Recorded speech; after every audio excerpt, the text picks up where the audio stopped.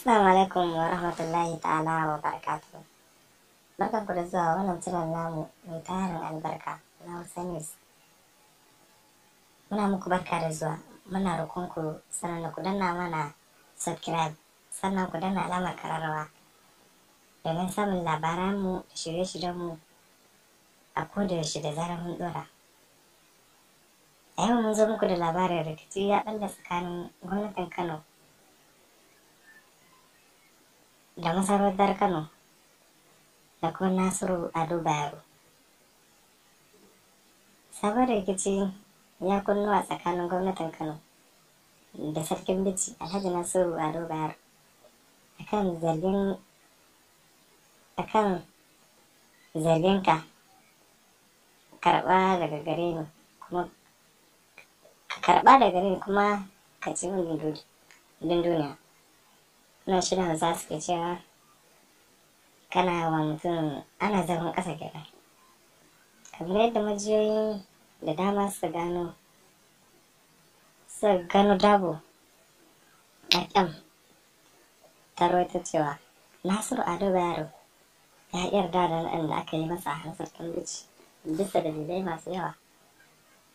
Da cikin dalilan kuwa akwai zargin cewa ya bayar gwamnatin Kano da wasu masu neman masa sarki har da uwar gidan gwamnan Kano wasu kuɗaɗe masu yawa bayan an yi masa alƙawarin za a ba kujerar sarkin Kano ba sarkin bici ba.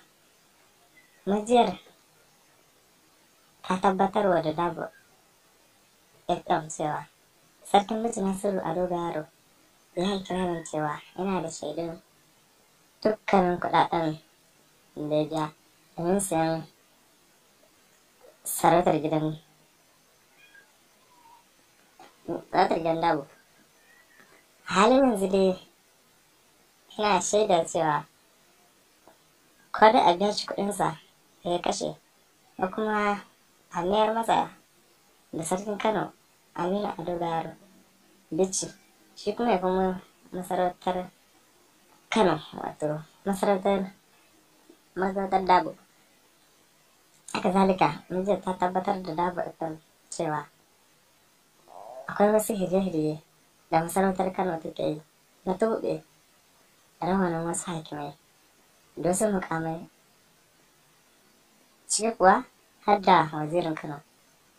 Da zaka majiyar ta ƙara da cewa akwai shirin dawo da wazirin mai marabas Sheikh Muhammad Nasir Muhammad kan mukaminsa na wazirin Kano biyu bayan tsige wasu daga cikin manyan kujeru da suka haɗa da makaman Kano da sarkin dawaki mai tuta da sauransu. An gano cewa sun ci gaba da zuwa masarautar Kano ne domin da dama ba su yarda da sabbin masarautun ba, ko Muhammad Sosai na biyu ya ci gaba da biyan su kuɗaɗen da ake ba su. Kada ku manta kuna tare da wannan channel mai albarka na Hausa News, masu kawo muku labarai da zarar mun ɗora. Muna roƙon ku danna mana subscribe, sannan ku danna alamar ƙararrawa domin samun sabbin shirye-shiryenmu a kodayaushe da zarar mun ɗora. Mun gode.